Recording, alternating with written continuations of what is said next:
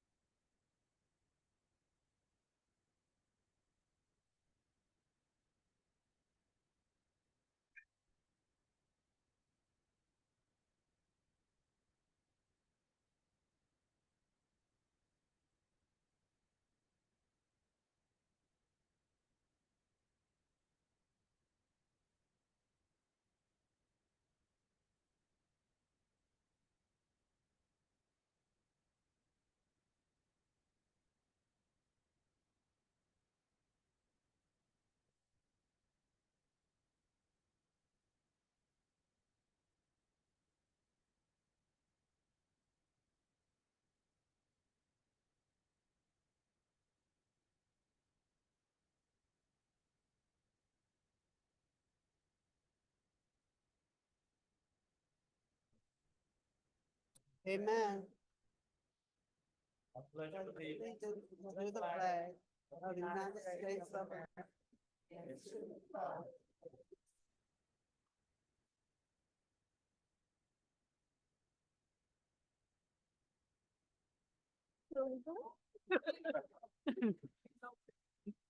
Appreciate it. That's the strongest pledge of allegiance we done had this year. We thank y'all for all of the help. I'd like to thank Pastor Hardy Sr. for his blessing. With that, we will move on to the approval of the agenda, the adoption of the 2025 regular meeting agenda. Do we have any addendums or subtractions? The mayor, if we can move item number 6, recognition of Georgia City's Week Art and Aesthetics winners up to number 2. Hearing that as a motion, do I hear a second? Second. Hearing a first and a second, all those in favor show by the usual sign of aye. Aye. All those opposed, the same. Hearing none, the motion passes and the agenda is amended. Are there any other amendments or subtractions? Hearing none, we'll open it as a motion to accept the agenda as amended. Motion to the agenda as amended. Second. Hearing a first and a second, all those in favor show by the usual sign of aye. Aye. All those opposed, the same. Hearing none, the motion passes. With that, we will move on to number 2, recognition of Georgia City's Week's Art Essay Contest winners. We will pass it over to City Manager McDuffie.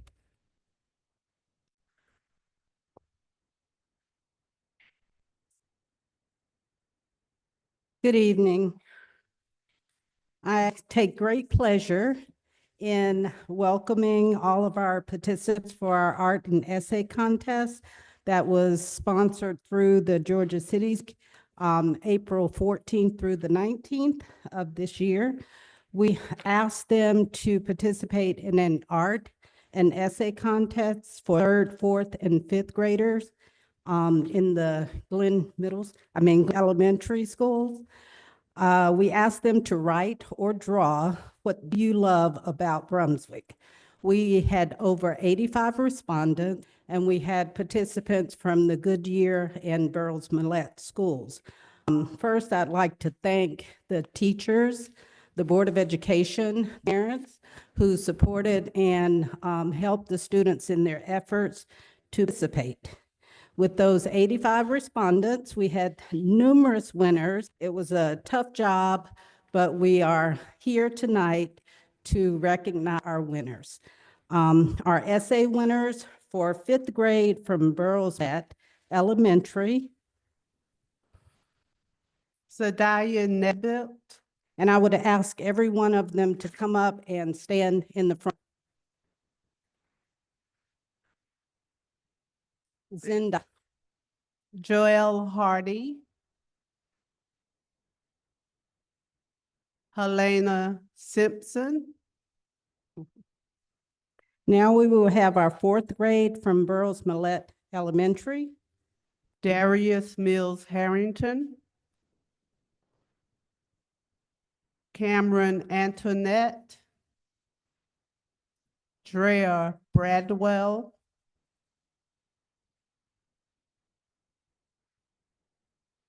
And now for fourth grade from year. Brooklyn Blythewood. Elijah Wickham. Tamaya Thomas.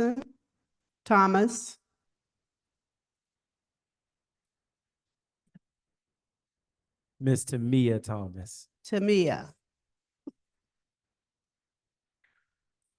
Now we will recognize our winners from third grade from Goodyear Elementary. Jason Cassidy.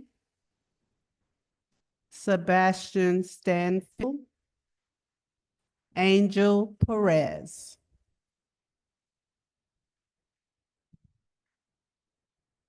And now third from Burroughs Millette. Serenity Scriven. Kiana Green. Kiana Green. And Zuri Gibson.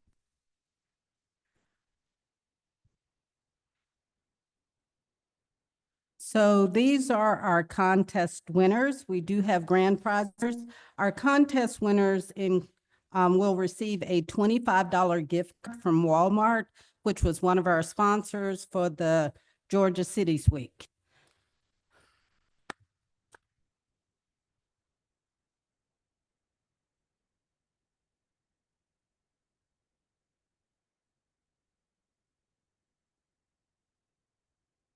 You need me so you can get a picture with are you okay? No, no. Okay. So.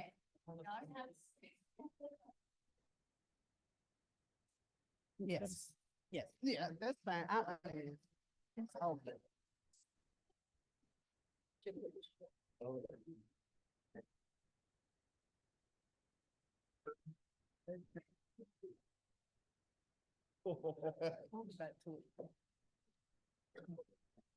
Oh, yes, I'll get it. Okay. We okay, scooch in just a little bit. Take a view, so look right here. We'll let everyone see.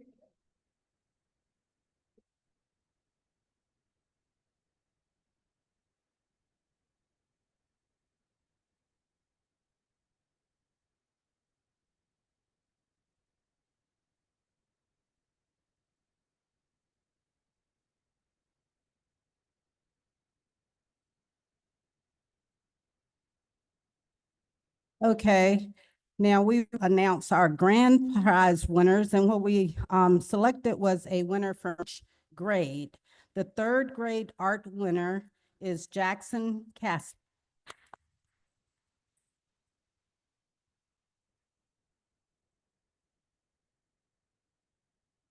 The fourth grade S center is Elijah Wickham.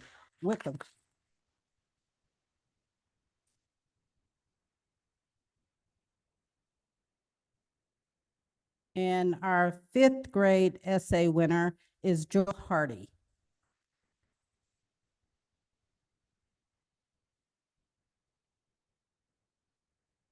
And these grand prize winners will receive an additional prize from Vampire Penguin.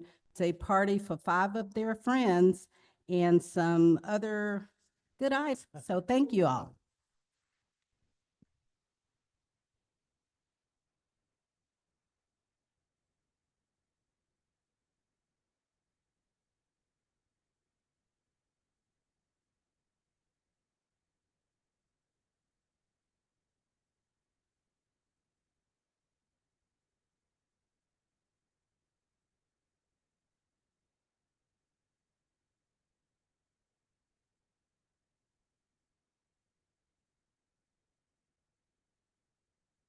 Before we get going, I want to give the commission a moment to say something not only to our winners and our participants, but also to our families, our parents, and our teachers.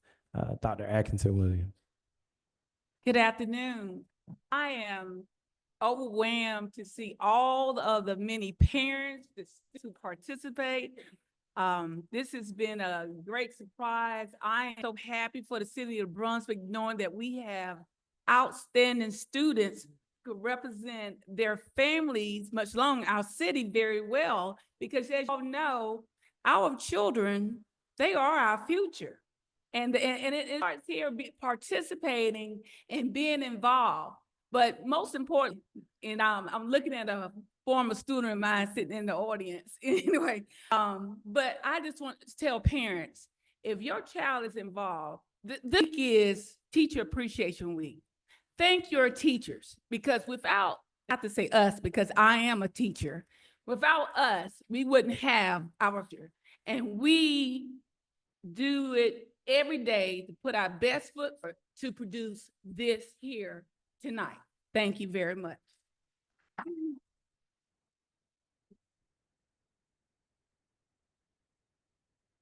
I want to also take this opportunity to just kind of echo what Commissioner Atkinson Williams has said. As I sat here and heard the names and listened at the names of being announced, as I look in the audience and I see the support system that these children have, it's so vital and it's so important. And what you have allowed your child to do in participating in this contest is that you have sparked leadership in each one of them, and to be able to transfer from themselves at the ages that they are, the love and the understanding that they have for the city of Brunswick will take them far in life, because they are stepping into the opportunity to be able to have their voices heard at a young age. And then to accomplish what they have accomplished is just, it's magnificent. And so when I looked around and as they were being given their awards, I looked at each person and I saw a few people in the back stand. But I did not see the entire room stand to celebrate these young people and these young minds and these young opportunities. So I'm going to ask you, if you would, along with the DIOS, please stand and let's celebrate them the way they need to be celebrated.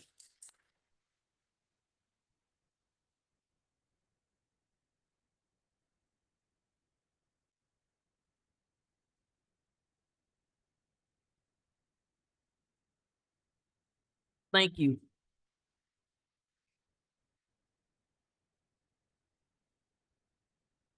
I'll just say, again, congratulations to all the participants. Even if you didn't walk away with a certificate, you're still a winner in my book.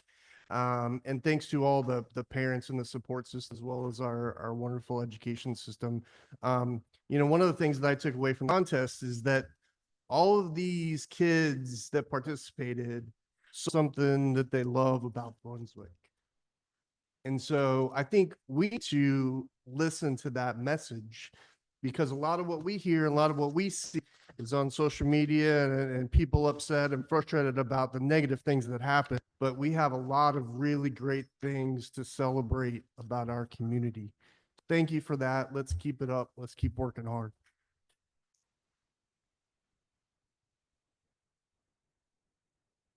I wasn't gonna say anything since everyone spoke. I would just like to say first, thank you, the parents and the teachers, as well as the students. Having been a former employee of Goodyear Elementary School and being in the halls of Goodyear and Burroughs Millette with, whatever the public has to say, Goodyear and Burroughs Millette produce amazing students. They have amazing teachers. So don't ever forget that. Students ever be ashamed to tell people that you went to Goodyear Elementary or Burroughs Millette Elementary School. So I'm just so proud of y'all. All right.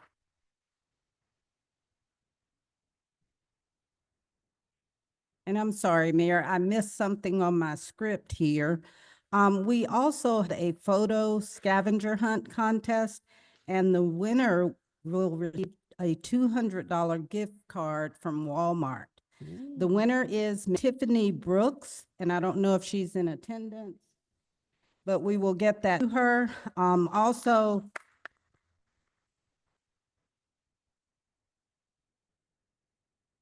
just like to thank our sponsors, Fire Penguin and Walmart. Thank you.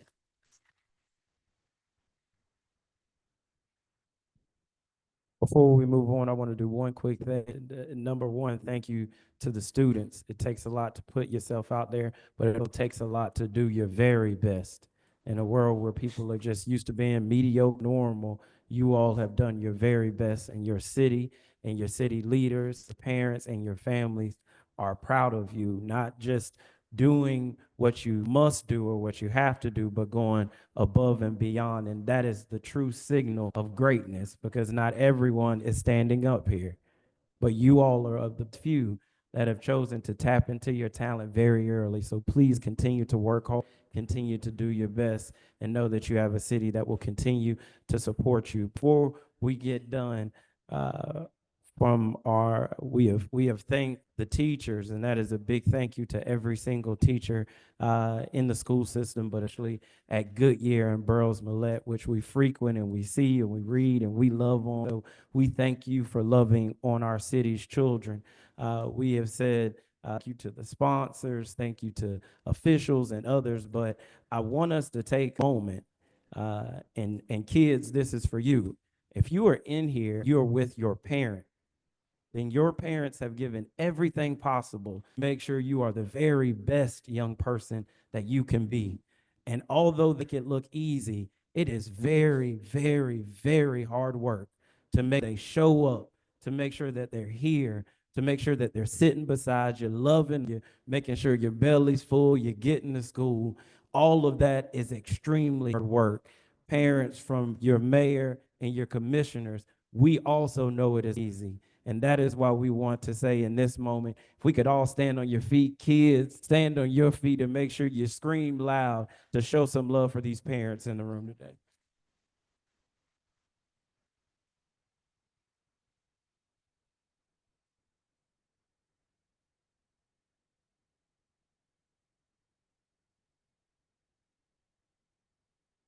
Thank you to our contest winners, and thank you to our parents. With that, we're going to move on to proclamation presentation to Bike Week Golden Isles Executive Director Tavell Cohen, recognizing the month of May as National Bike Week. We're going to pause just for a second, everybody. Thank you all so much.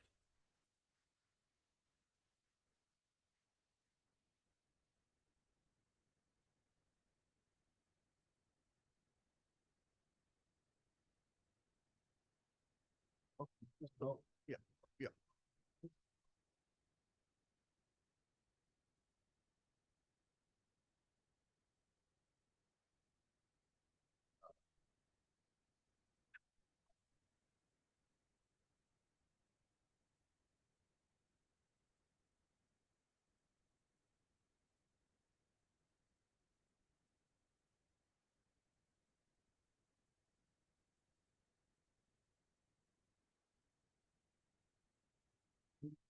All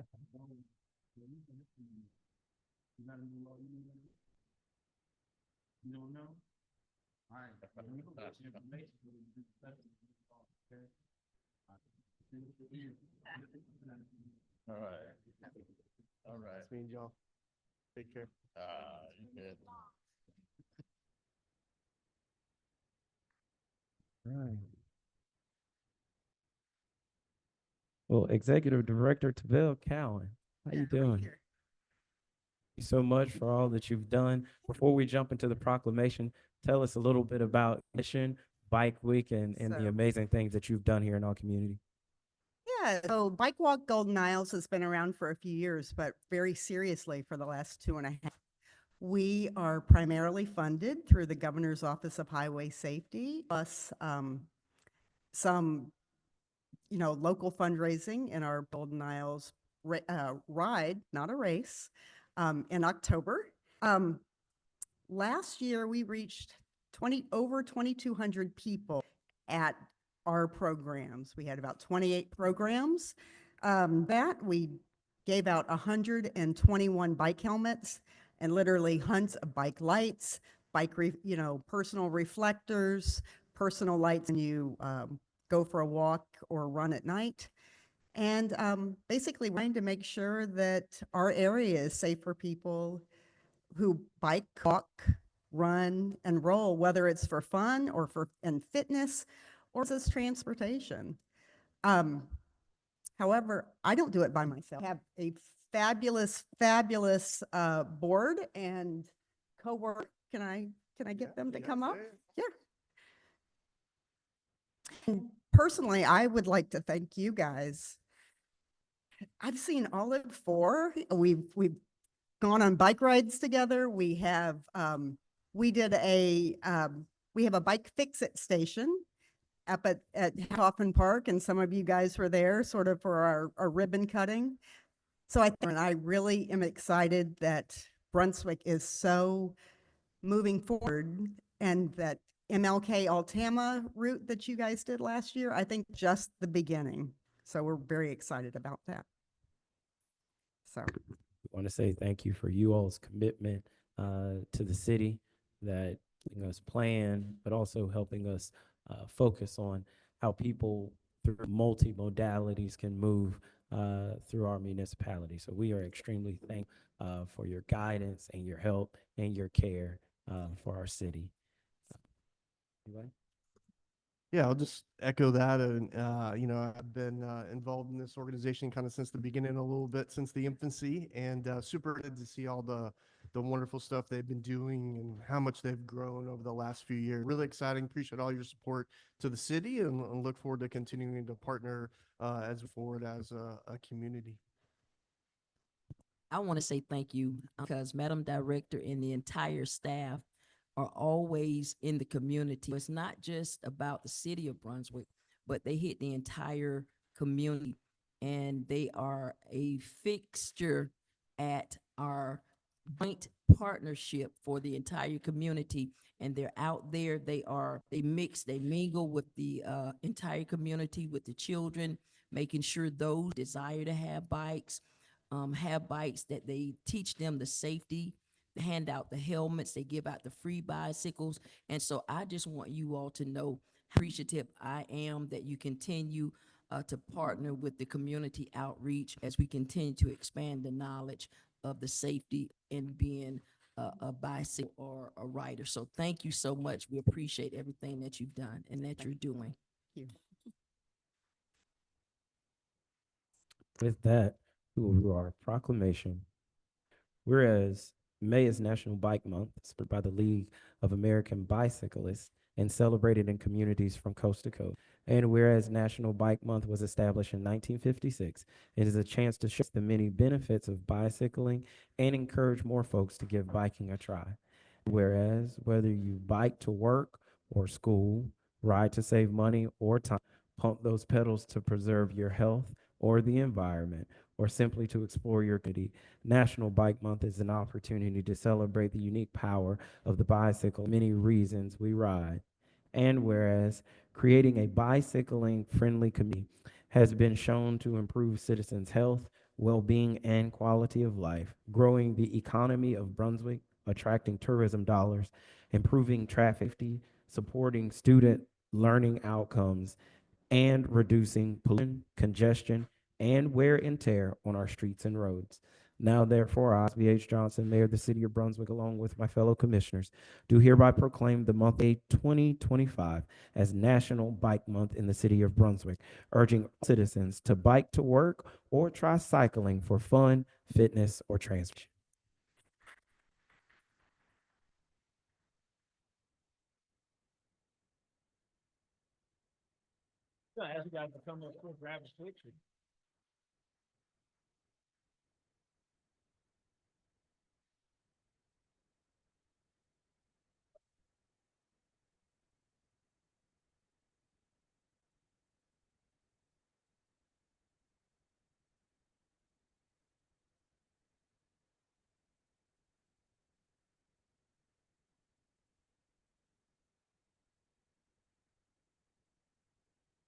Okay, I'll have the front just scoot down just a little so that you're centered under.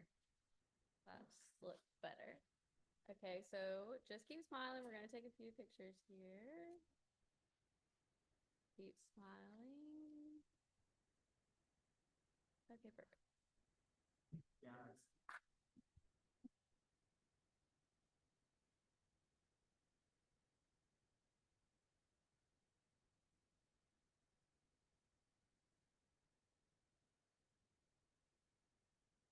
Next proclamation is the proclamation presentation Safe Harbor Street Outreach Program Director Jeff Clark, recognizing the month of National Teen Pregnancy Prevention Month. Good to see you all. I see Jeff is pointing at somebody who is not on my list. So he's gonna have to come up and introduce the person who is not on my list. But Director Clark, is good to see you. It's good for you all to be with us. Good afternoon, everyone. With me today, the coordinator for the SRE program is Tadria Flowers.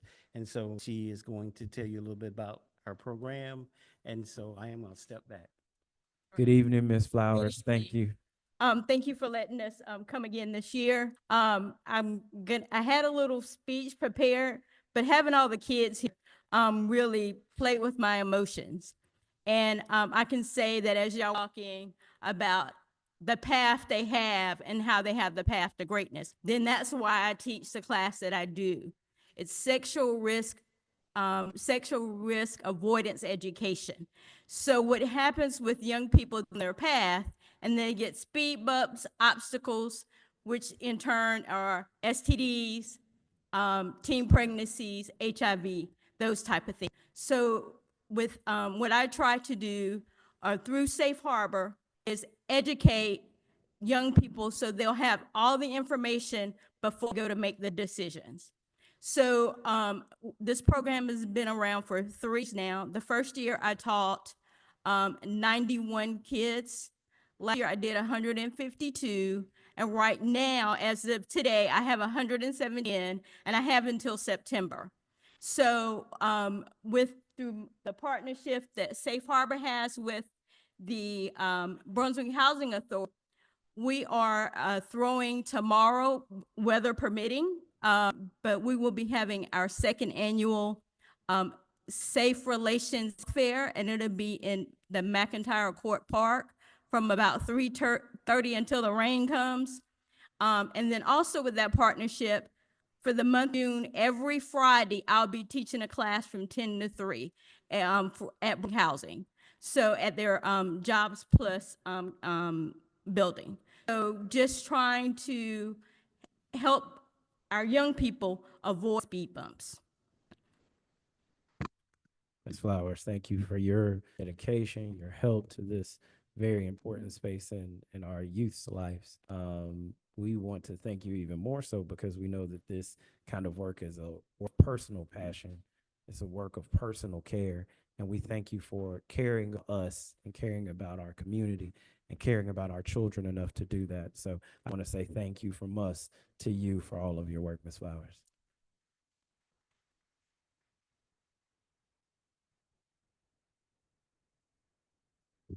I'm going to read this quick proclamation. Well, not quick, this proclamation.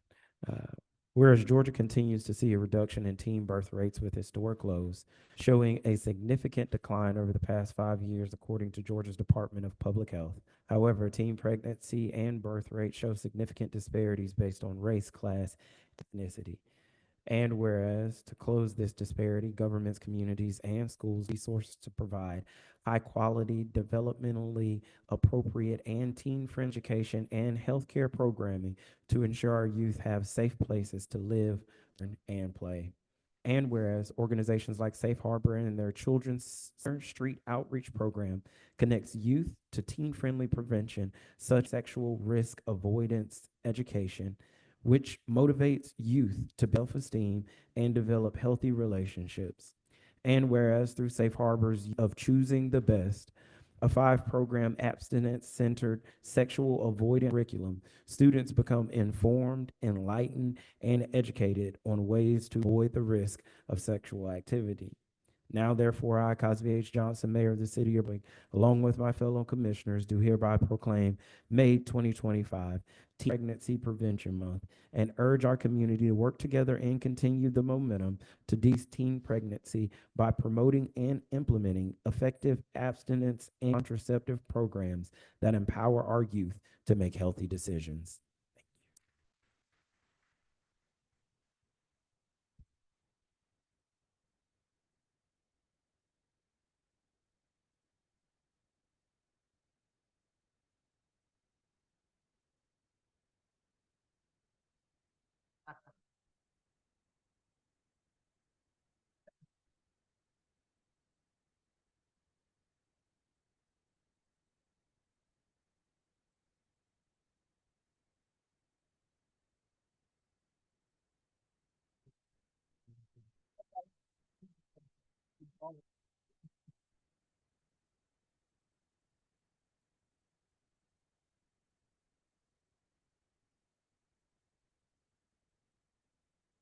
We now move on to proclamation presentation to Historic Preservation Board Chairperson Josh Dukes, recognizing the month of May as the National Historic Preservation Month.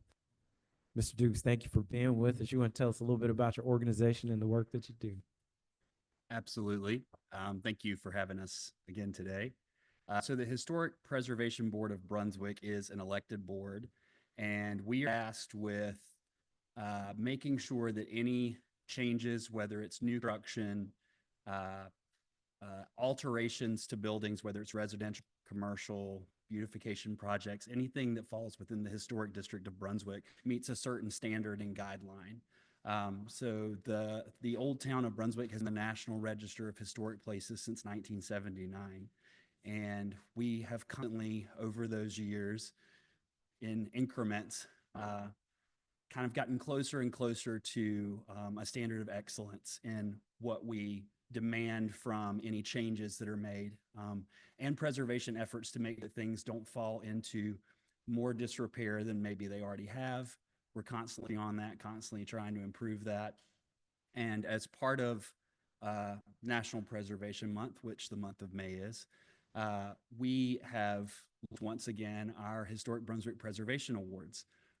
That's live now. One can fill that out. It's a 2-minute survey. You can access that on the City of Brunswick's Facebook page. We have 6 homes that we've nominated this year as examples of excellence in restoration work. We have 7 businesses and multiple examples of beautification. So some of those are city square renovations that have taken place through works by groups like Signature Squares of Brunswick, but also we're recognizing homes and businesses that maybe haven't undergone a major renovation, but maybe some chain link fences have come down and picket fences have gone up, or something that has been, looking a little grayer over the years is now bright and cheerful again. So we are cheerleaders for the community. We're cheerleaders for creation and restoration, and we love what we do, and we're proud of the community. So we're thankful to be here with you today, and we're thankful to celebrate of the successes that we've seen so far. Thank you so much, Mr. Dukes. Thank you for your work in our community. We have only seen us continue to grow, become more connected, bring the historical look of so many buildings back, but also for a way to bring new businesses into some old buildings, which is really cool to see. So we are thankful for the work that you and your board do to ensure as we continue to grow, as we continue to bring those projects, that they're meeting a standard of X, as you say, and they're meeting our mark to ensure that coming into Brunswick is working in concert with what's already here. So we appreciate the work of you and your organization for our city. Any other comments from anyone? With that, we will read this. I'm not going to say short proclamation anymore. Whereas historic preservation is an effective tool for managing growth and sustainable development, revitalizing neighborhoods, fostering local pride, and maintaining community character while enhancing livability. And whereas historic preservation is relevant to communities across the nation, both urban and rural, and for Americans of all ages, walks of life, and all ethnic backgrounds. And whereas it is important to celebrate the role of history in our lives and the contributions made by many dedicated individuals in helping preserve tangible aspects of the heritage that has shaped us as a people. And whereas the National Park Service has recognized the importance of the city of Brunswick by declaring Old Town, Windsor Park, and Dixville National Register historic districts. And whereas the city of Brunswick is the steward of many historic properties, including City Hall, Old City Hall, Fire Station Number 1, and the Visit Club at the Causeway, and has seen the benefits of historic preservation, renaissance of downtown Brunswick. Now, therefore, I, Cosby H. Johnson, as Mayor of City of Brunswick, along with my fellow commissioners, do hereby proclaim the month of 2025 as Historic Preservation Month in the city of Brunswick, urging our community to recognize history by learning, experiencing, and teaching it. Thank you so much.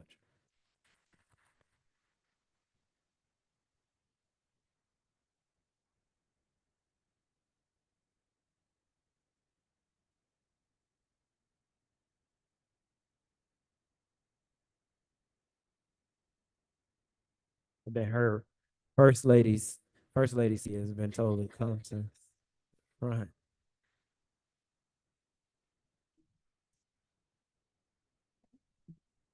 Some more. 1, 2, 3. Perfect.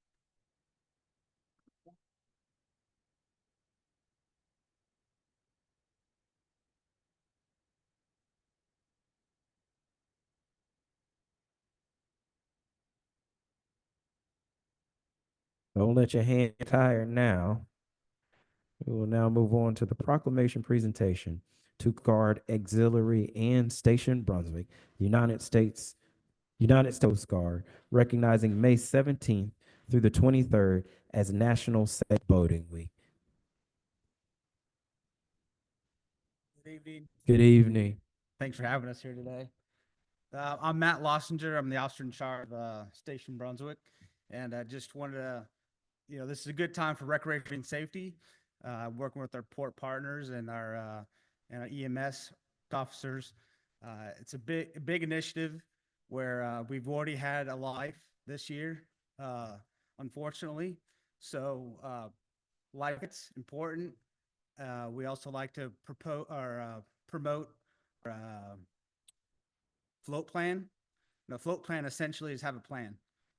Talk to a loved one, talk to a father, mother, friend, where you're going for the day, and come back. So that way, if there is something that happens out there, we actually have a good location that we can find you. So partnering with the Coast Guard Auxiliary, where they do inspections that are important to what we do in the area. But Auxiliary, I pass it off to you.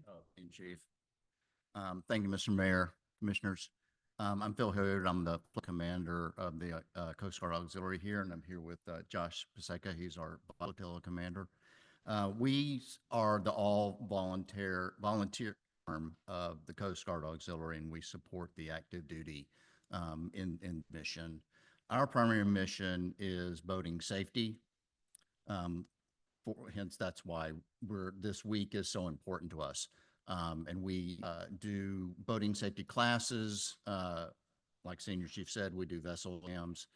And we appreciate your support anything that you do to support us and and boating safety. As far as we participate in events like Coast Fest, and we'll be at the Blessing of the Fleet this weekend um, to be out there and promote boating safety. So thank you very much.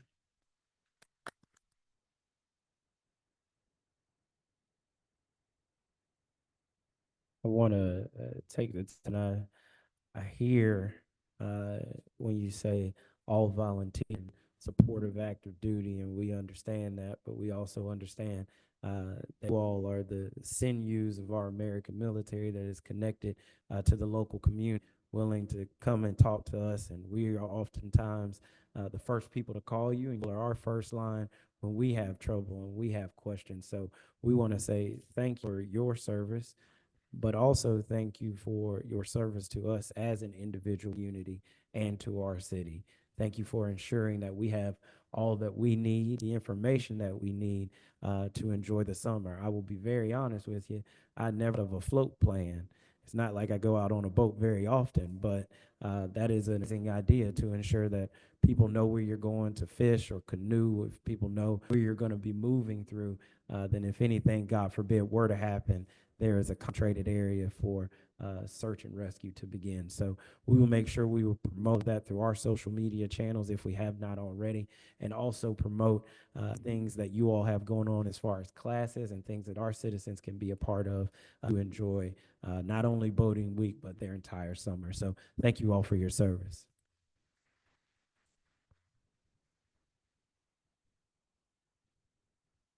Whereas National Safe Boating Week brings attention to important life-saving tips for recreational boaters so that they can have a safer, more experience on the water throughout the year. And whereas for over 100 million Americans, boating continues to be a popular recreational activity, and the U.S. Coast Guard and its federal and local safe partners encourage all board boaters to explore and enjoy America's beautiful waters responsibly. And whereas on average, 650 people die each year in boating related accidents in the US, 75% of these are fatalities caused by drowning. Whereas a significant number of boaters who lose their lives by drowning each year would be alive today had they worn their life jackets. And whereas safe boating begins with education and preparation, as human error accounts for most boating accidents rather than the boat equipment or environmental factors. And whereas basic boating safety procedures, we can help boaters on America's waters stay safe year round. Now, therefore, I, Cosby H. Johnson, as mayor of the city of Brunswick, along with my fellow commissioners, do hereby recognize May 17th through the 20th, 2025, as National Safe Boating Week in the city of Brunswick, Georgia, and urge all those who boat to practice safe boating habits and always wear a life jacket while boating. Thank you all.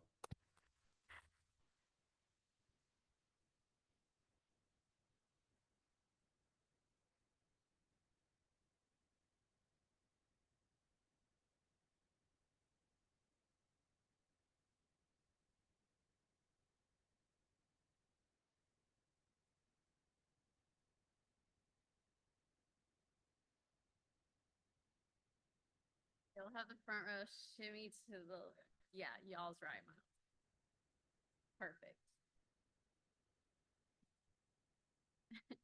Okay, we're gonna take a few, one on the phone and one on the camera. Ready, 2, 3. Perfect.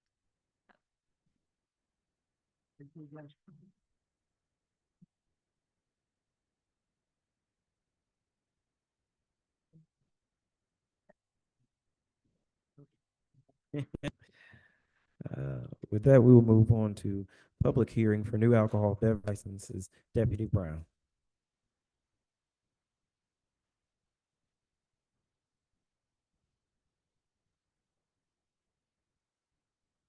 Good evening. Here today, I have Lucky 7, which is located at 3021 Altama Avenue here in Brunswick. And it is a change of ownership from a already licensed establishment to Miss Nita Patel, and she is here today. Good evening, Ms. Patel. Thank you for being with us. If you could just tell us a little bit about what you plan on. I understand that it's a chain ownership, so Yes. you may have different views of what the property should or could be if it's going to continue to operate in the same space. We'd like you to tell us a little bit about your ownership style and being able to sell, I think it's beer and wine Yes. here in the city of Brunswick. Um, It's okay. Tell us a little bit about how you will run the store.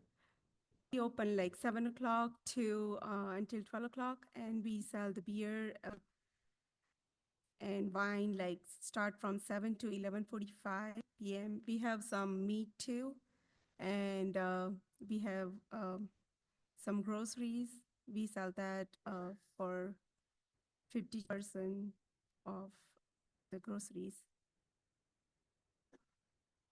And when you say 7, are you meaning 7 a.m.? Yes, 7 So, to 12 p.m. so you would start selling beer and wine at 7 a.m.? No, Okay. we When do, start 7 p.m. Selling, and we close like 11:45. okay. Um, could you tell me when, so you would only be serving alcohol from 7 p.m. to 11 p.m.?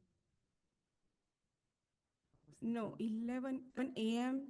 Uh-huh. to 11 p.m. 7 a.m. to 8 p.m. is when you would be serving wine and beer.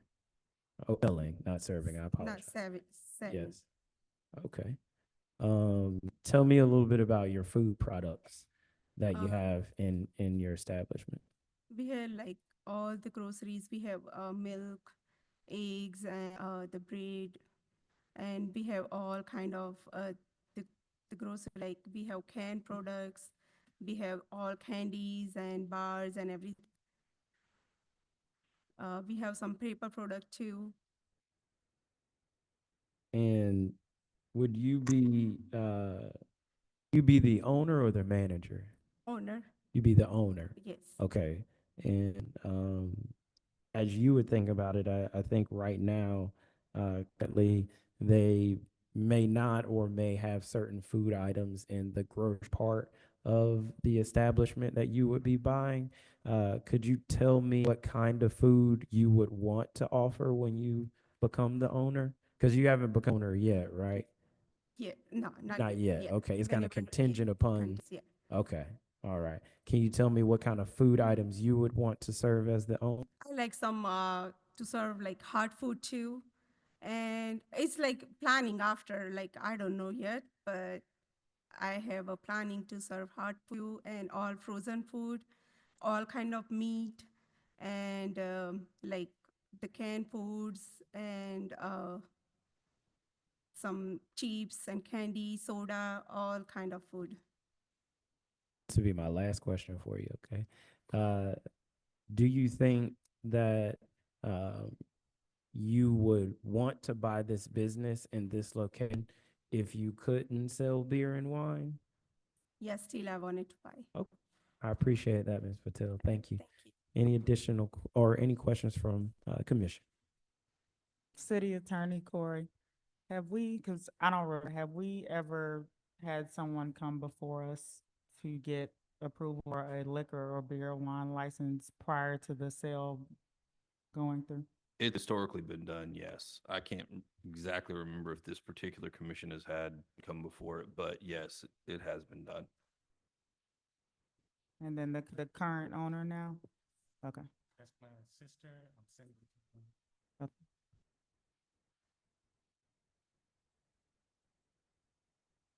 Any additional questions or comments from the commission? I have Go ahead. just a couple real quick ones for Deputy Marshal. I just wanted to make sure in terms of the current owner at this establishment, have we had any, let's say in the last 3 years, any violations or anything like that?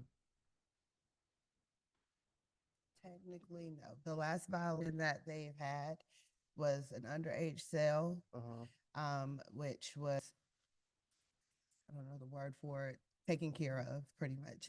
They came for the commission and they were fined, and they took precautions for everything else. I got you. Visiting their stores, now the clerk must scan the ID before any sales. Perfect. So. I wanted to know. Thank you.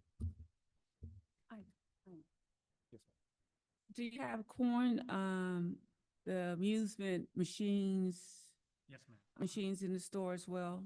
Yes, ma'am. Thank you. My question, and I think the mayor kind of bit off my question, was, why the contingency on the sale? The reason I want to sell because I want to move on to something else. I don't know if I'm gonna get into something else instead of like a meat market and other stuff. I'm gonna try to do something else because my kids, they're growing up, they're 11 and my daughter, she's gonna be 16, and college and everything, I wanna pay more attention on them because every time they come to the store and they're like, you're here all the time, and I want to spend some time with them. So the store that I'm looking for right now, it doesn't have to be that long hours, That's the main reason for my kids to do that.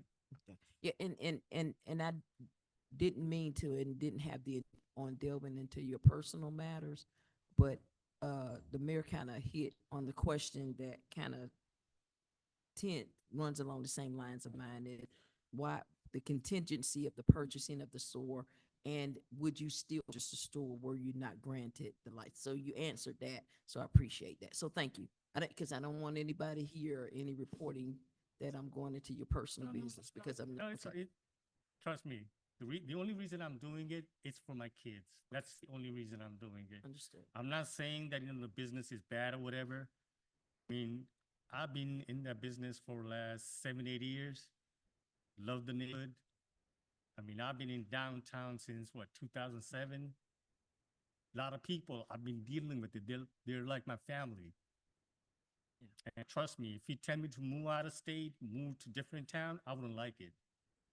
Because I don't know if you would like it if you tell somebody that you would work with a long time to go to a new place. Because it's hard to make that connection and to make that friendship, which I had in 2007. I mean, I seen some of the kids, and they're Wrong. and they call me uncle, I just want to let you know that I do appreciate, because I pass by there often. And so looking at that plaza, and within the community, and the things I know that we as a commission are trying to strive for, your area is always kept. And so for me, that's important, because it shows that you're not just there to profit off of that neighborhood, off of the community, right? But you have gone beyond and do investment in that community because you care about how the property looks and care about how the property looks. Any additional comments or questions? I have one question. You mentioned about selling meats. Now, currently, you do not have any meats in the store. Okay. Can you explain, Yes. sheep? Okay, Yes. the only reason that we don't sell meat right now, because my butcher, he started doing construction work. And see, I cannot afford to pay what the construction company's paying. So we're still looking for a butcher. We did have about 3, 4 of them, but they were under 5. And see, the machine that we have at the shop, they have to be certified because I don't want them to get injured. That's the only reason, but we're still in the process of looking at the butcher. Once we get the butcher, we are going to start carrying meat and all that, but they have to be certified. How long have you been without a butcher? It's about 3.5, 4 months. Okay. Thank you. Did you all have the opportunity to visit your local PA and speak with them about the new liquor license? And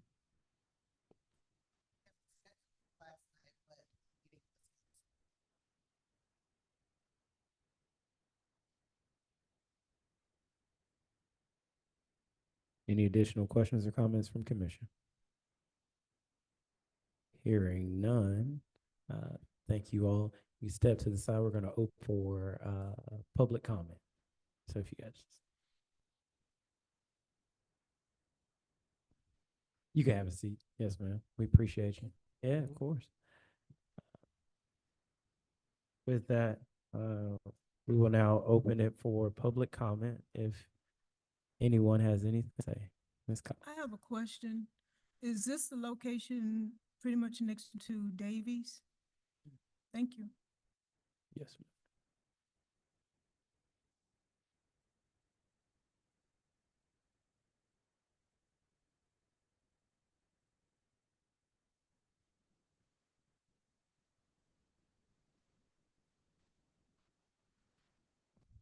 We're going to leave it open for, I know I'm getting timed. We're going to leave it open for another 20 seconds for anyone that has any additional comments.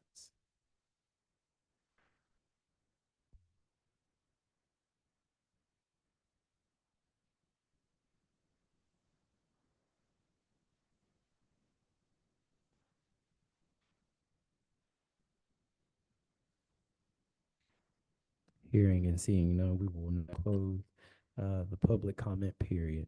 With that, to the commission, is there any additional questions, either for staff or Ms. Patel? Hearing none, we'll open it for a motion.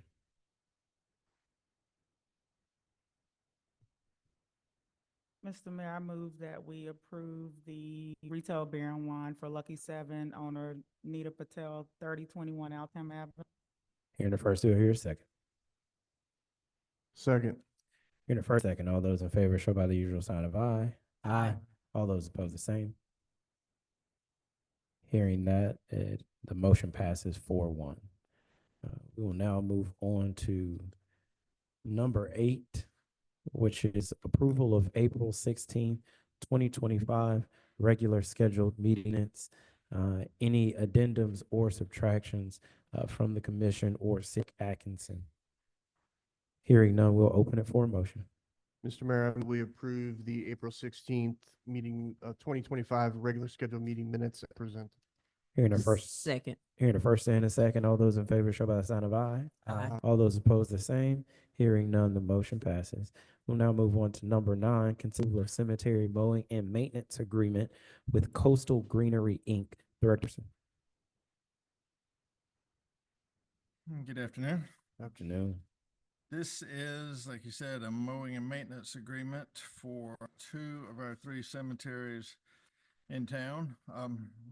In the past, we had maintained all of our cemeteries with our full-time crews, with, I guess, assistants, or we had hired the Department of Corrections labor forces to help with that. And the summer months, the growing season, we just couldn't keep up. We got behind. We're spending a lot of money on overtime, working every weekend, trying to stay on top of it, and still very successful at it. Then, so then last year, we decided to move over to a contract mowing, and went out and procured a contract with Coastal Greenery, and decided to do that on a 6-month basis to see how it worked for Greenwood and Meadow cemeteries.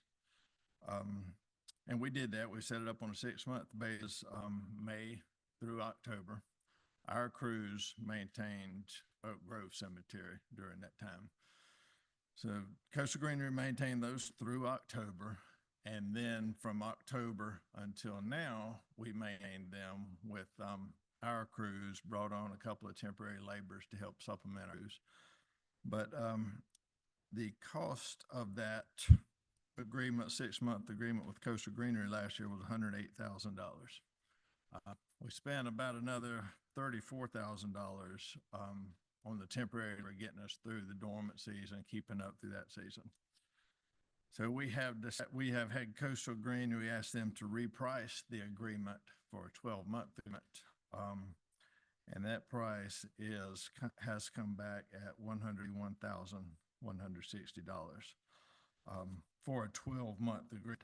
And a lot of that difference is they don't have and work to come in and kind of get the cemeteries to a manageable state, already in a manageable state. So, you know, they can kind of take off on a weekly mowing. But this contract is, again, for Coastal Greenery to maintain Greenwood and Palmetto throughout the year, 12-month basis. If approved, they're ready to start as early as next week. And they would do one cemetery one week, the other the next week, come back and forth. So each cemetery is freshly maintained on a 2-week basis. Crews would then continue to maintain Oak Grove Cemetery, which we can do with the crews we have, and would not need temporary labor to help that. We would eliminate the temporary labor and be able to do that with our full-time employees. So that's it. We're just asking for approval to go forward with the contract with Coastal Green for the 12-month mowing and maintenance agreement for Greenwood and Palmetto cemeteries. Thank you, Director. Questions or comments from the commission? Here, I just have one quick question. I know we've been using Coastal Greener for a while for both materials and also other maintenance in the city. And from a personal, I feel like that's been a success. But I have noticed a couple things. I'm curious in terms of what's our oversight with, you know, their contract in terms of inspecting their work, for lack of a better word, and how do we go about doing that? As far as, well, on all our agreements, we meet weekly. Okay. I meet with them downtown weekly on our downtown agreements. Either myself or Rick or Mr. Mooring, our cemeteries division manager, one of us meet with them on the cemeteries weekly, which we did last summer as well, just to make sure getting everything we need, addressing any complaints, citizen complaints or comments that come up. Awesome. Perfect. Thank you. Lance, were you asking about when you said checking in, or were you meaning like going to the location, or you just mean just following up with them bi-weekly? I mean, inspecting the work is, for Right. example, I saw some discrepancies in Russ Park this week after they had Right. done stuff. And so, but after I witnessed, I saw Tim Nelson driving Okay. through and taking a look and making some notes. I think as long, I mean, I think I'm supportive, obviously, of the agreement. I think it takes us having policies or procedures in place to say, following behind them a little bit, once to make sure that they're living up to their part of it. Sounds Because like I that's try in to place. I go like a week. And maybe this is something we could talk about offline, Garrow, but even with Co-Greenery coming to do the work, I'm still trying to wrap my hands around why Palmetto Englewood has a different look. So it just seems like Palmetto looks like it's taken care of by, for example, like the greenery, and then Greenwood looks like our public workers are keeping it up. So I'm just trying to see how we can trying to get a hold of the cemeteries to look similar, because one looks neglected and the other isn't. So I'm just trying to wrap my mind around it. I don't know the answer to that because our crews have been maintaining both for the last 6 months. So, you know, I don't know. It's not like we've had a contractor in one and our crew in the other. So, you know, it's the same source maintaining both. So I don't have an answer for that right away, but.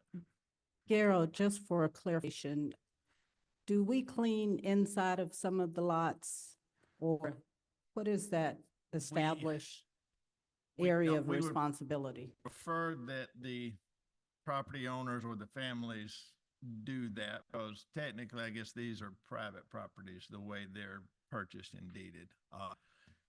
They, obviously, some of them, families are not here and they're not maintained, so they get to a point where we have to go in. But, you know, I think we would prefer not to do that and let the families, and a lot of families will ask us not to do that. And there's a list. We can give you a list of several that are going to want us not fool with their lives. You know, they do it, or they have their own contract come in and do it. So we tend to stay away from them. Some of them get to the point where we have to step in and address it because it brings down the entire look of the cemetery. Carol, we had a conversation, a detailed conversation back in November that you're supposed to be working ways that we could improve our overall cemetery usage and therefore. But on that list of names that you just talked about, mentioned, do you have names from Greenwood Cemetery on that list that said do not maintain our properties? Most of the ones that I'm thinking of that do not want their property retained are in Palmetto. Correct. There So may be a couple, but there's certainly very far more in Palmetto. Right, right. And this part will answer some of Mayor Pro Temp Rowe's concerns, as which some of my discussions, maybe that SOP that we discussed, that to keep the cemetery up. I don't know what time period we're gonna have, but we need to go ahead and clean it up so the preservation of our cemeteries look nicely. Because there are more families actively involved in Palmetto and keeping up the property versus Greenwood. Greenwood, but standing from the road, when you look at Greenwood, of course, they have more burials, which you explained to me. On the left-hand side, it's a lot of unknown graves. Am I correct? That's right. Mhm. Okay. That side doesn't look kept at all because they are unknown. They own, therefore, most likely the families, we could all say private property, a deed, but we need to do better on that side because those families coming, definitely, unlike maybe the right-hand side. And so I'm not sure if we're gonna have our men, but we do need to get closer to work on the inside of the graves to keep our present, the presentation, the cemetery. And we cannot say, oh, and we could look at it 6 months, 3 months, but we have to do better. And the infringing upon, and maybe that SOP to let people know that we will do this because we want the appearance, the quality of the cemeteries to present excellence. And you remember I talked about excellence. It's all about excellence. And so maybe we need to work on it, but I don't think, definitely we need to make sure on that left-hand side, the unknown graves, we could keep that up. I don't think nobody over there coming back to say, do not touch my plot, okay? But on the right-hand side, I can understand your hesitation about going in and keeping up because I mentioned about the old teddy bear, the debris that's presented, that runs it down as well. So we need to, and this is where Mayor Pro Temp has a concern as to too much scattered debris, picking up something that has blown, those teddy bears, soaked down, mildewed, that brings it down, that value. We expect people who own stores or whatever to pick up just, the right of ways. We have people, we need to take care of it. It's all about how we look completely. Okay? What's the depth of the contractual agreement? The scope, that they will be performing, mowing, trimming,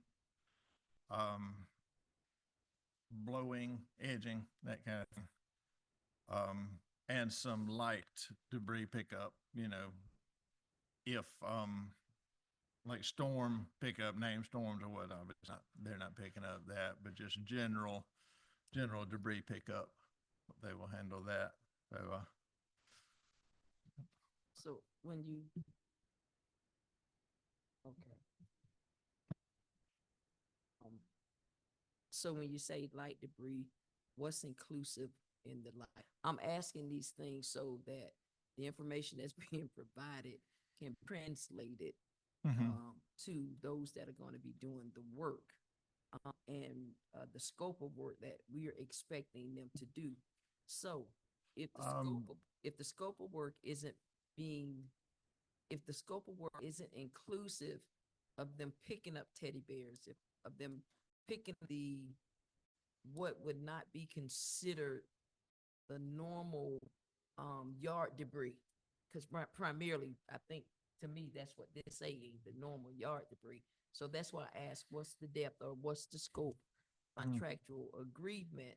And if it is beyond just them cleaning up the weed and the limbs, those things that specifically pertain to cutting the grass, mowing the grass, trimming, all that kind of stuff, not the additional tears or the flags and those things, then if we are having an expectation, they too are responsible for picking up that type of trash, then if they come back, we contest or they contest the contract and the contract is not inclusive of those items, then legally, city attorney, are we able to hold them to that? And if it is our expectation that all of those things be inclusive in this contractual agreement, then we need to be specific in what we expect. Because if it ain't in my contract, I'm gonna do just what's in my contract. And if it's in the contract, then we have legs to stand on, legal to say, well, we expect you to pick up all them teddy bears and all them other stuff that everybody bring out there on Mother's Day, because just get ready, because Mother's Day and all these other days, there's special days to them, they're gonna place all of this stuff. So all I'm saying is, if we have that expectation, then it needs to be specifically documented that when the rides are taken to the cemeteries, those things are accomplished. And if it's not gonna be in our contract, and if it's gonna be an additional cost for them, add that. That's just like with our trash pickup. If you put paper on the trash, if you add something you ain't supposed to add, they're gonna add another cost. So if this is gonna add another cost to this contract, then now from this DIOS, we need to be specific expectation of those who are managing the cemeteries that are paid by the city, and what we're gonna be expecting and what their responsibilities is gonna be. Hope that makes You, sense. anything you want to say? No, I mean, I would agree with, I think with most of what was said, that it just depends on the scope of if trash or debris, and I don't say debris, obviously there's gonna be landscape debris, they're probably gonna haul that off, but generalized litter pickup or trash, I don't believe that is included in the scope of work when it comes to removing what my personal property from grave sites. So I think you have to be very careful as you classify certain things. If family members are placing them on plots of land that they believe that they own and then they are removed, we need to be very careful as to how we maneuver out. I would also say that if there is an expectation that the contractor is doing this, then there's probably going to be an additional amount of compensation that would be required if they are hauling off debris, trash, litter, or junk, or whatever you might call it. Last year, as we kind of worked through this, if a item, a teddy bear, let's say, makes its way somehow away from the site and ends up in the road or something, they're not going to just mow it over and blow it everywhere. They'll pick it up, of course. Smaller stuff, flowers or whatever, they're going to pick it up. They're not just going to scatter it everywhere. If a storm comes through, say afternoon thunderstorm blows down a limb or a tree or whatnot, they'll call us and say, hey, there's a good bit of debris here on the ground. You want to send your crews over there to pick it up, or would you like us to pick it up? And with the understanding that there's probably an extra cost there. They don't, or they never did go out and just pick up something like that without discussing it with us and send us an invoice after the fact, anything like that. If we said, yes, y'all go ahead and pick it up, it was with the understanding or with the agreement that, hey, there will be an extra cost here. And we talked about that and what that cost was going to be. But, certainly most of the time send our crew out there and we'll pick it up, clean it up, and take care of that. So, is that kind of answering your question? It does, but I have a but, because I've seen some mowed over teddy bear heads and arms and legs as you trap. I'm not being funny. I'm being real. So therein my question, making sure and being specific in the expectations. So that's all I'm saying.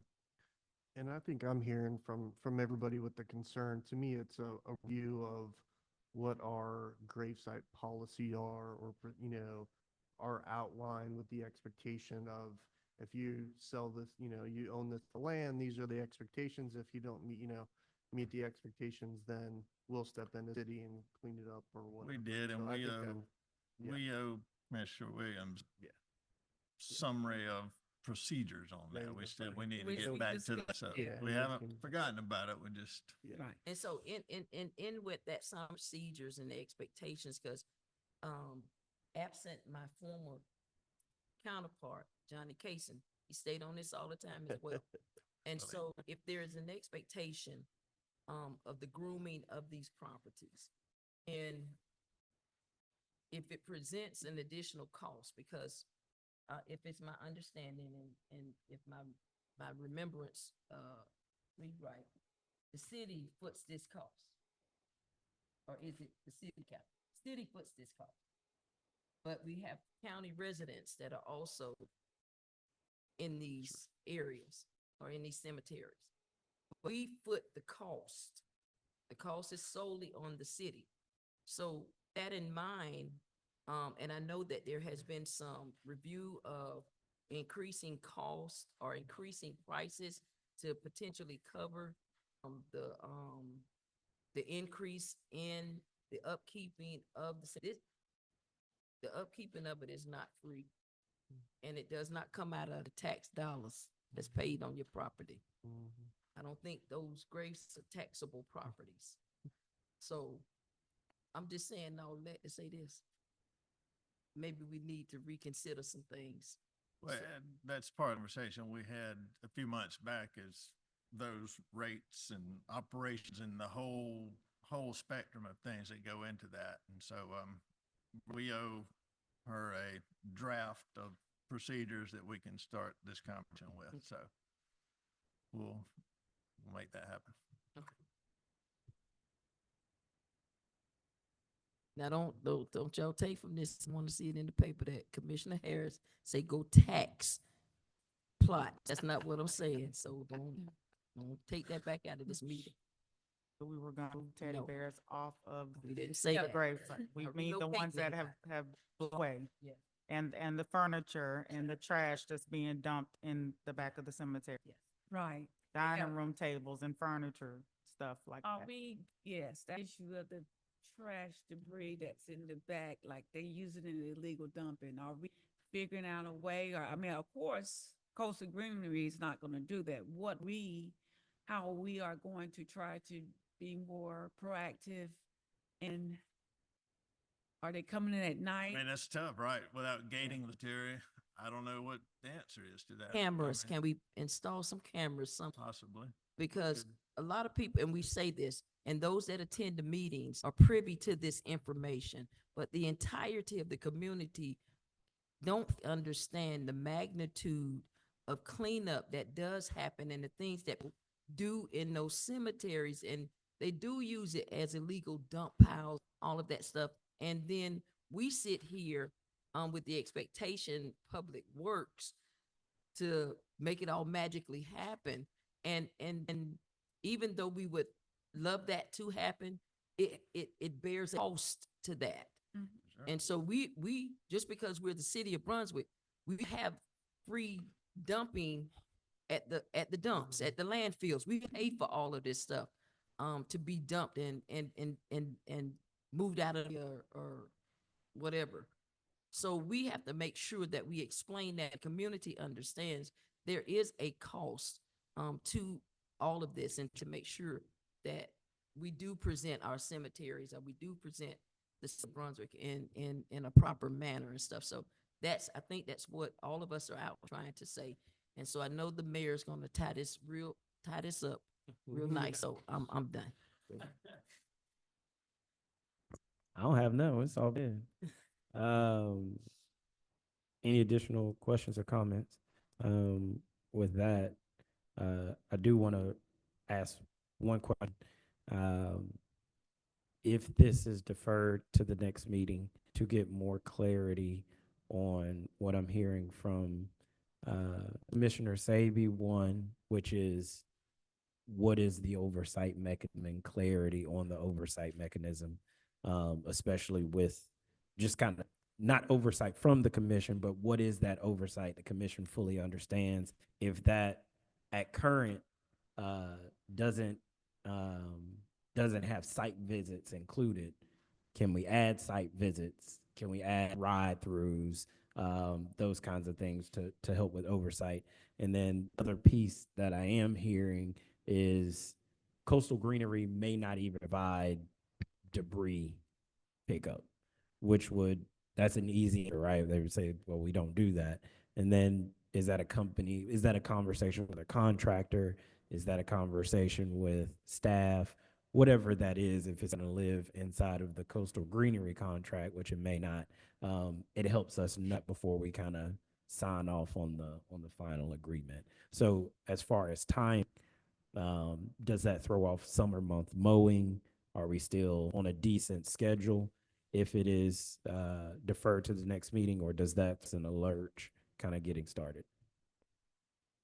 I mean, it throws us back 2 weeks. They're not going to start without a signed contract.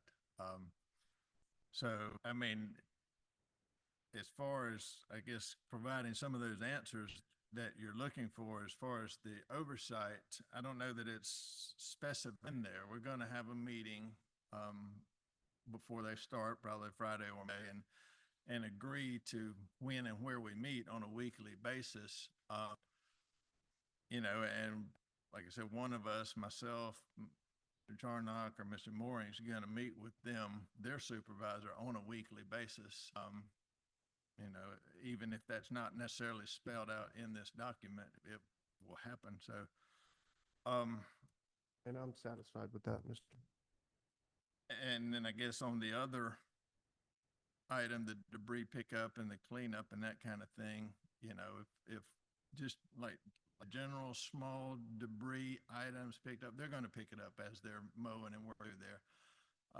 If there's anything else and they call us and say, hey, there's debris out here, something, a lot of trash needs to be picked up, somebody dumped something, whatever this is, you know, 9 times out of 10, we're going to go out there with our crews. We've still got full-time crews that are operating in the cemetery, opening, closing grave, maintaining Oak Grove and that kind of thing. So we'll have our guys go out there and take care of that, you know, unless it's just for some reason we just can't get to it, for, you know, whatever reason, and then we need to work out with them to pick it up. But certainly more often than not, we're going to go pick it up ourselves and keep them back moving. So I just want to make sure I can get those. And if you decide not to vote on it tonight, then I can get the answers that you need.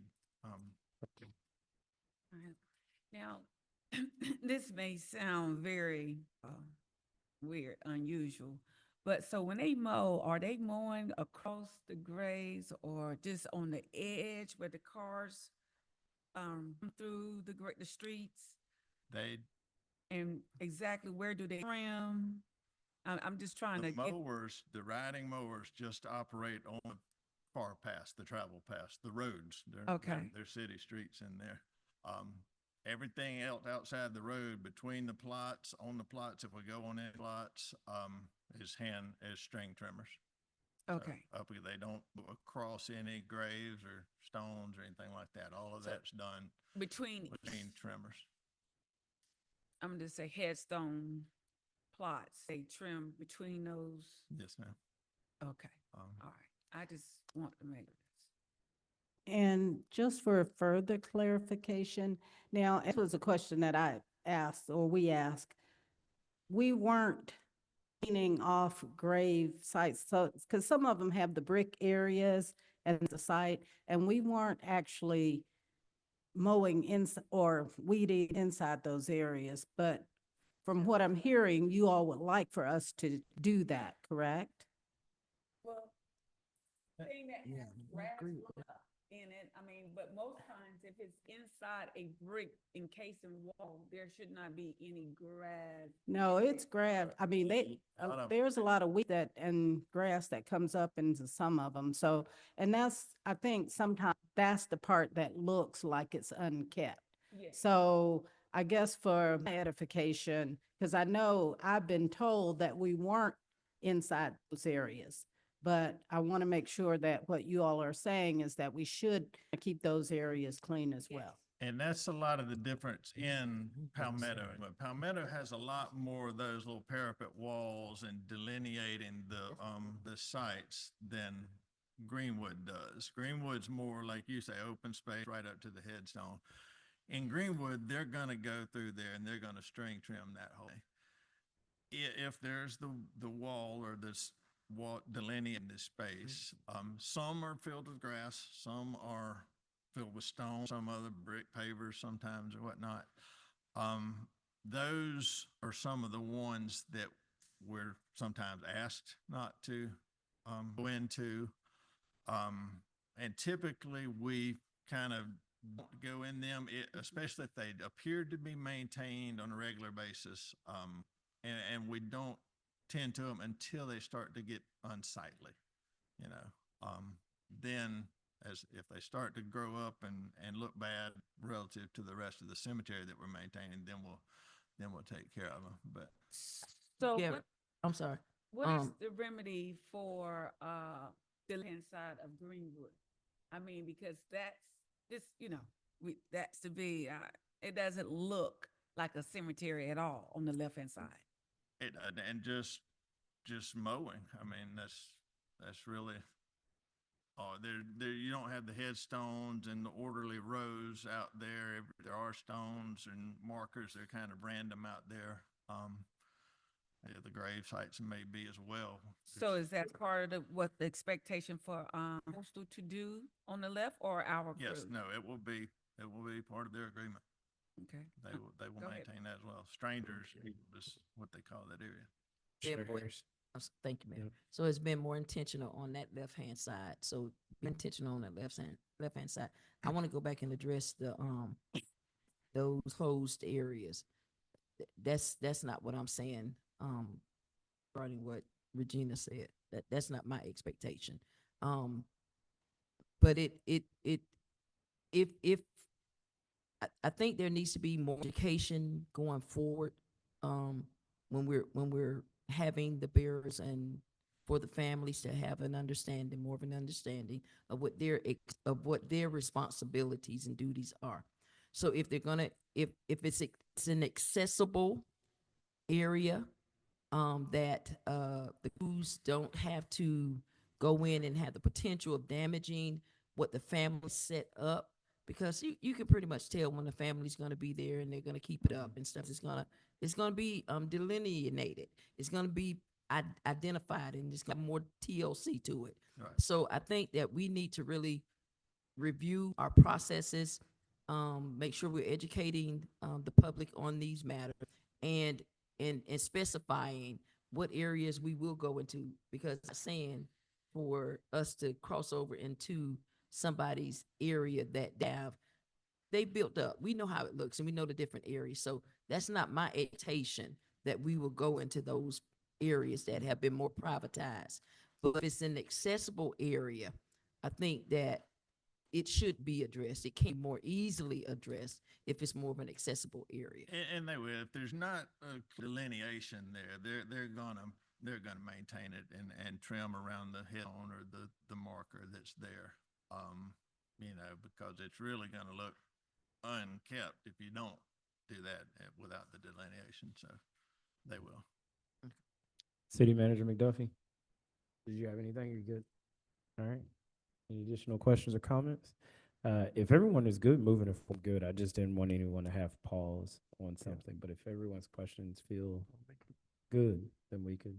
We good on this side? Yep, we can make a motion. Mr. Mayor, I'd like to make a motion that we authorize you to sign a contract with Coastal Greenery, Inc. in the amount of $131,160 for mowing and grounds maintenance of Palmetto and Greenwood. Hearing the first, do I hear a second?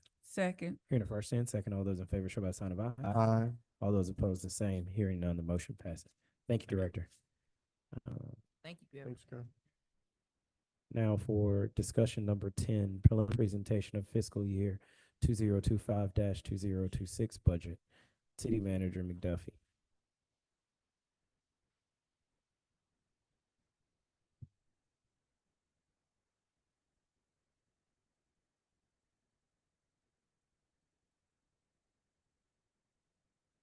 Good evening. Good evening. Thank you all for the opportunity to present the fiscal year 2026 budget for year starting July 1st, 2025 through June 30th, 2026. Thank you for my staff and all of the people who worked budget, the directors and their administrative staffs as well. Budget, as you have in front of you, is the proposed budget document. We will post it on the website, and we will also have it as in the clerk's office for public review. And if there are any questions, they can, or you all can call our office, and we will have several further reviews as I'll outline on the calendar. Starting with our first slide, it gives the list of full officials as of currently, mayor, the commissioners, representative of the individual wards, also appointed officials, including myself, the assistant manager. We have a change in our finance director since last year, also a change in our municipal court judge, and the interim police chief. Also our housing manager as one of our managers for the budget year. Next slide.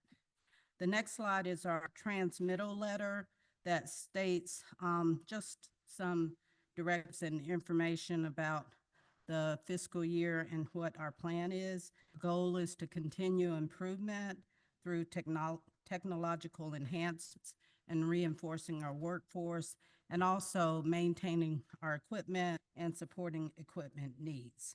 Our revenues will be reviewed in a summary, but our budget is proposed at $23,918,304, which is a 5% increase over last year. Mostly in our budget, we support just our investment in our employees, which is our greatest resource, and also a safe and productive work environment for our citizens. The transmitter letter includes our proposed personnel changes and also proposed operational changes, which I'll review in our highlights. Next slide. Our budget highlights. Next slide, please. Thank you. Our revenues, of course, are comprised of our pre-taxes, sales taxes, and other taxes. Of the 23 million, approximately 20.9 million is from our taxes, which represents 87.5% of our total budget. We are also proposing to appropriate $750,000 from our fund balance to support our revenues for the year. The revenues increases in municipal court, building permits, and rental revenues are also included in the budget. Our expenses include our authorized personnel, which we budgeted for 236 full-time and 10 part-time personnel. We are requesting additional personnel in finance, the police department, and the plan office. The budget also includes a 3% COLA, which we will request be effective December 1st, and that will represent it to the commission. Key initiatives for the budget, of course, last year we started our housing program, and of course we want to continue supporting and funding for our housing program. We are adding to our operations for the municipal court. It's been proposed a night court operation, and that's being included in the budget as well. We, as I stated, we have additional personnel and finance in the police department, and we are looking at a vehicle maintenance or fleet management program for the police department. Additional appropriations include $134,000 for Exxon public safety equipment for the police department, approximately $100,000 for an upgrade for the vehicle computers for the police department. We included $75,000 for funding for the land bank, which is consistent with last year, and $30,000 for incentives for public safety. The allocations for the SPLOS, this is just kind of what was budgeted in the SPLOS schedule. We will continue with the drainage projects for Albany Street, Riverside, and Parkwood. We have the Altama MLK corridor, which is supported on the schedule for the year, and also a payment for the fire department for their fire truck, and we rolled over the accounting software. Approximately $520,000 is expected to be spent or started during the year for SPLOS projects. Next slide. Okay. No, go back one. Thank you. The budget schedule, we are on schedule as expected. As of today, we are presenting the proposed budget to the commission. We have gone through the process of evaluation with the departments. We will come back to the commission, next slide, on May 21st, which is the next meeting. That we'll be requesting preliminary approval of the proposed budget, and this is in line with our process that we follow for state law in order to put a public notice in the paper for the public hearing. Public hearing will be on June 4th and prior to the meeting on that date. And we are hoping that we will be ready for the budget approval on June 18th. Next slide. Ms. McBain. Yes. The proposed budget approval would be Tuesday, May the 20th. We have changed. Oh, thank you. You are correct. And I'll get that changed on my schedule as well. Thank you for that. I would have been standing here by myself, huh? Okay, so in your book, next slide, is our revenue summary, and I'll just briefly go through our revenues. As I stated, of course, our taxes is our largest revenue funds. Property taxes are estimated to be about 7% increase, and that includes the Georgia Power utility fee, franchise fee. The sales tax, we're projecting it to increase about 3.5%. And also the insurance premium tax, it'll increase some. We have about 6.5% in our business increase for an overall increase of about 5.5% our taxes. In our business licensing, we increased about $17,000, and that's attributed to just no licensing of businesses. There was a reduction in our environmental revenues, and that kind of fluctuates based on state and federal grants that are given every year, and the payment in lieu of taxes decreased. Our public safety fees, there was a reduction in the housing authority amount. We're no longer having 2 people that were budgeted for last year. We'll only have 1 person in that capacity for the coming year. And also there was a slight decrease in the cemetery fees, mainly because not having as many cemetery lots to sell. Recreation fees are up, and those are increased because of activity. Of course, starting recreation last year, we did well, but we continue think we will have additional revenues, the recreation fees. The municipal court fines fees are also increased, and that's based on this full year. We've had a large increase in our revenue, changes in the court that have allowed us to bring in more money. Our court clerk is doing a fantastic job, and we hope that's to continue. In our property rentals, that's an increase for the Marshside property, and we did include some additional expense on the expense side just for maintenance and upkeep of that property. We didn't change our interest income, although economically, things are sort of up in the air, but we don't feel like it'll be a major change. We feel like we will have funds in the bank and have interest income coming in. And as I stated before, we are proposed to appropriate $750,000 from our fund balance to balance out our budget at the $23,918,000.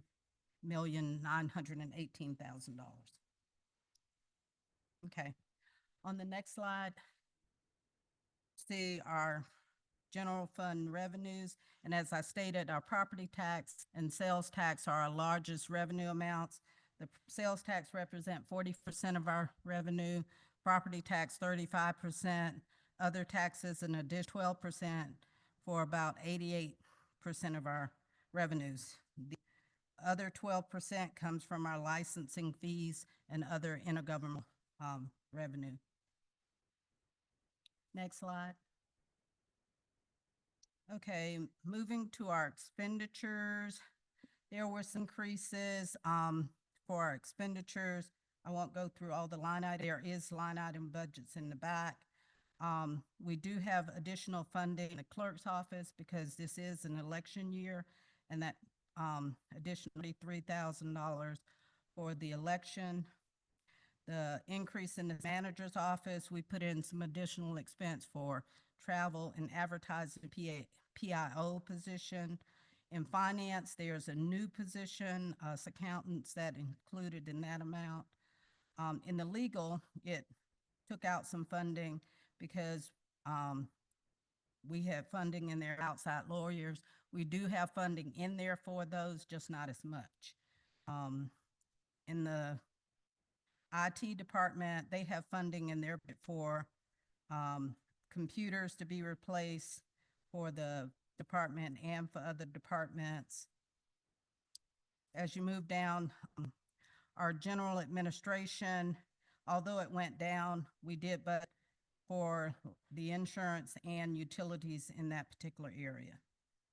In the police department, most of that cost is for the Axon computer maintenance, as I mentioned, and the computer upgrades that will be done for theirs. And the increase in fire department and public works is due to them being fully staffed and positions being budgeted, additional positions that may not have been budgeted for last year. The cemeteries increased 13%, and that's due to include contract that you just anticipation of that contract. The Roosevelt Lawrence Center increased 30% as well, and most of that is for increased utility cost. Parks and, recreation, that increased for the maintenance of the fields and utilities as well. Money was taken out of the economic development, but we will discuss going forward. My thoughts is to look at a consultant to work with us, developing our goals for economic development in the upcoming budget. And then we included information or appropriations for our housing program and our transit program, $200,000 each. Transfers to other funds increased 7.8%, and that included appropriations to 911, workers' comp, pension, and group health. There's also $30,000 for contingency in the budget, but that's the only, miscellaneous item. Next slide. As you can see on the next chart, it shows that the police department represents 27% of our expenditure, fire department 16%, public works 16%, which is a total of about 60% of our budget. The other 20, the administration for governmental administration and general administration, including the government buildings, the DDA, streetlights, and insurance, that represents another 24% of our budget. And then planning, special programs, recreation, it's approximately 10%. Next slide. Personnel, of course, is the largest expenditure, represents about 77% of our budget. Our salaries are budgeted at $13,227,165, which is 77% of the total expense. We have $1.5 million budgeted for pension contribution, $1.1 million for our health insurance, and then another $954,000 for Medicaid and Social Security. Authorized positions in the budget, although we have 254 authorized full-time positions and 10 part-time positions, we, as I stated earlier, are budgeted for 236 positions. Next slide. And the next. And as you can see, an allocation of positions, there are 70 positions in the police department, which represents about 30%. Our fire department has 56 positions, which represent 22%, and public works, 9 positions. That an additional 23%, which is 70% of our people in those 3 areas. The remaining 5% are, of course, in government administration, planning, and neighborhood and recreation. Next slide. As stated, the budget includes proposed personnel changes to add a staff accountant position in the finance office, a planner in the planning office, and a co-responder in the department. The staff position for finance is needed for workload in that department. We feel that we have some deficiencies that need to be corrected, and we need to make sure we are keeping our finances more current and providing information on a better, more timely manner. The planner's position, that's not exactly a new position. We actually had a contracted person working, helping with our planning and development, and that's just replacing the contract position. The co-responder, we are looking at possibly a civilian position or a contract position for that to assist the police department in its, I guess, service, calls for service, have issues with domestic violence, with youth violence, and with mental health.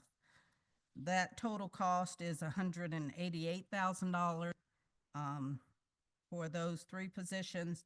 And then the 3% increase is another $226,000 that's included in the budget. Okay, so after that, the information in your booklet includes a listing of the mission equipment. That's the first 8 pages of information.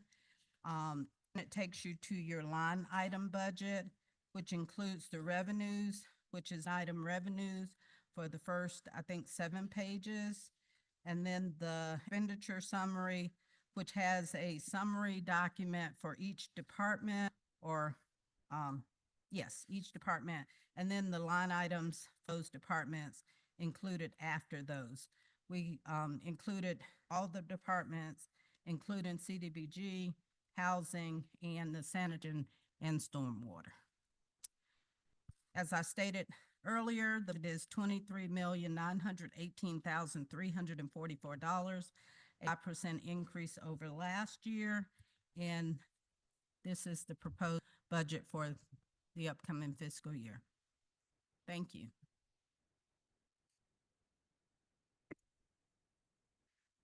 I know that the um, first presentation of the budget, there seem to be some weeks between this presentation and when we will eventually take a vote, which leaves a lot of time for conversation. I would ask our commission if we have comments or questions to keep them as truncated as possible, knowing that we will have the time to meet either with visual department heads, city manager, and us to ask questions of more specificity. But I'm sure there are some overarching themes that we may want to get out there in questions. So knowing that we have a press, I just ask us to keep our questions and comments kind of a little short. With that, we'll open it up. I have a question. Ms. McDuffie, you mentioned, I'm trying to find it and I parsed the line, that 700 something thousand is coming from the fund balance? How much again? 750,000. And that's the same as what we put in this year. We have appropriate, and normally we appropriate fund balance every year. Generally, we don't use it because our revenues have in the past been over expenditures. So we don't take that money out unless at the end of the year, revenues, you know, are less than our expenditures, then we will supplement budget with that money. But in the last 2 fiscal years, we had budgeted $500,000 in 24, and $500,000, I think, in 23. We didn't use any of that money. We actually put money back in our reserves. In 2023, but we used 2024. No. No. No. 2023 and 2024, we didn't use the transfer of money to the budget. No. And what about this year, 2025? That only is done at the end of the year. At the end of the year? Mhm. Okay. If it's needed. If needed.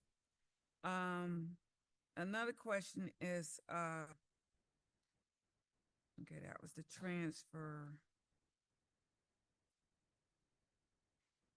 Is there any particular reason why the COLA has to be done in December and Just not? because has historically been done in December, it gives it a year of time. And plus it saves in the fiscal year so that we don't have to budget for a full year. We did the COLA in December of this year or last year. So full year, well, that's when we put it in. But I stand historically, but 6 months would be January. You historically in December, okay? But wouldn't it be a half a year is January, am I correct? Instead of A half year is so really January. you're budgeting out 7 months Yes. instead of 6 months, a half a year. Right. But because we have done things historically, doesn't mean we have to continue to do it historically. Okay, I just want to make sure I Yeah. understand it. Okay, I'm finished. This is just getting it tonight, so it's a lot, so. Well, and that's the reason it's presented tonight, but we have, and you know, when we come back next meeting, it's asked to be tentatively approved because that's what the state law requires in order for us to publish the budget in the paper for the public hearing. But we have, I guess, 4 weeks until June 18th, which is the meeting in June, to deliberate and go through all of the information. The new IT expense, the expense for the upgrade of the computers for the police department in the course. I wasn't quite clear if that is falling under the police department budget or the IT department budget. Well, they split it. Oh, okay. And that was only for the cars, and that's the way they presented it. Okay. And the Axon for the body cams and that maintenance is in the police. Right. Okay. I got you. Thank you. And never mind. I'll ask additional questions, maybe one-on-one. Thank you. Additional questions or comments?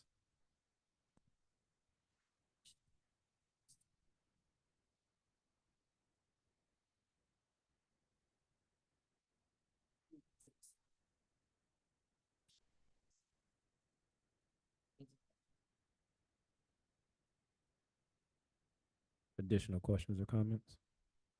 Um, just some, I'm not going to present these as questions, but I want to present them openly so that hopefully we do get a chance to talk about inside of the budget process. One, you used a couple terms that draw concern, I think, from myself and probably anybody else on this DIOS when you say in finance department there were some, I think, deficiency are the word that you use, and we had to bring it in so we can catch up.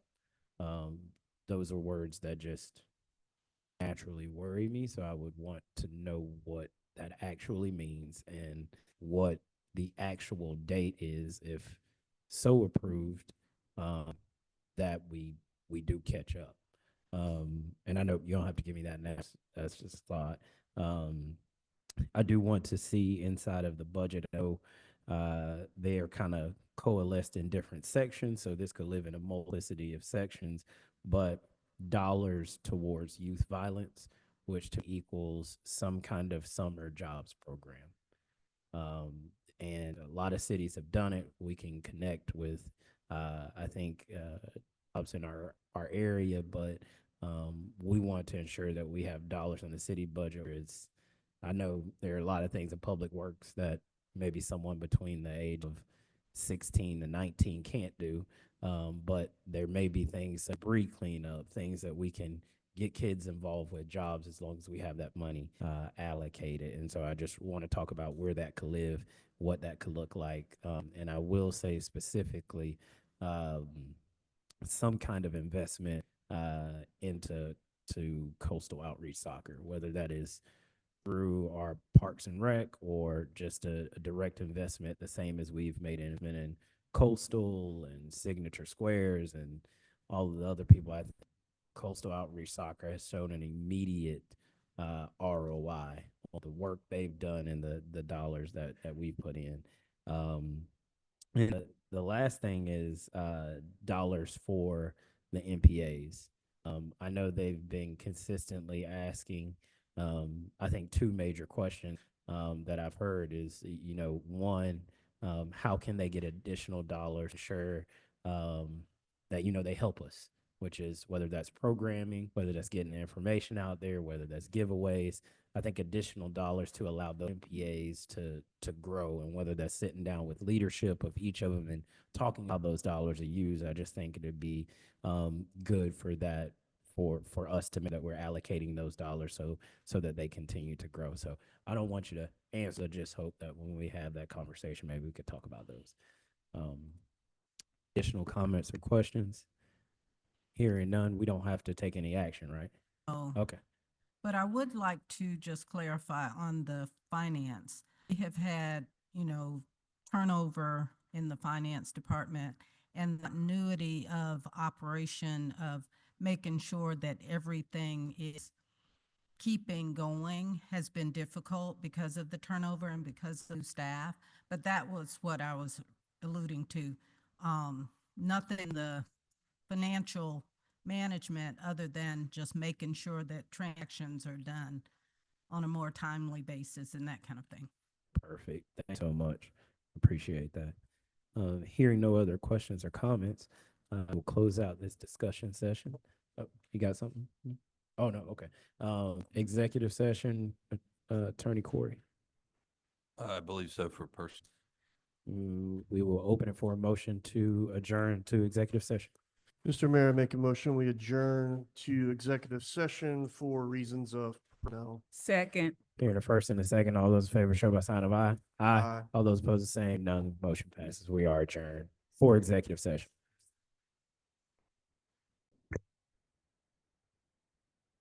We are back. Oh, we are back from executive session. No action was taken. We'll open it for a motion to adjourn. Motion to adjourn. Second. Here in the first and the second, all those in favor show by sign of aye. Aye.